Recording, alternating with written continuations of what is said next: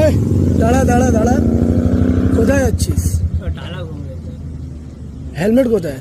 Sir helmet तो घर पे है सर। লাইসেন্স নিকাল, লাইসেন্স জলদি নিকাল। ফোনে চলবে না, ফোনে চলবে না, হার্ড কপি নিয়ে আয়। सर हार्ड कॉपी तो घर पे है सर। পায়ে জুতো কোথায়? পায়ে আবার চটি আছে, सर सॉरी পেছনের আর লাইসেন্স আছে, सर। पीछे का लाइसेंस लगेगा বঙ্গালে সব লাগে। सर। ये कब से नियम हो गया सर? তোর ওয়েট কত আছে? 80 তোর ওয়েট 80। কত হচ্ছে ওয়েট জানিস? 160। तो सर ओवर वेट सर इसका भी चालान सर। सब चालान लगता है यहाँ पे। अच्छा सर टोटल चालान कितना हुआ सर? सब मिला के 1,20,000 हुआ।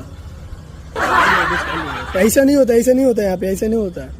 सर। देख लीजिए सर। ठीक है ठीक है ठीक है, साइड में आओ, 500 रुपया दो, साइड में आओ, 500 रुपया सर दो। 500 ज़्यादा हो जाएगा नहीं नहीं, 500 रुपया लगेगा, जल्दी आओ जल्दी आओ, साइड सर। में। 20 रुपया सर। 20 रुपया सर। नहीं सर, ऐसा नहीं होता है। हाँ सर। 20 टका नहीं है ना सर। ठीक है, दे दे दे।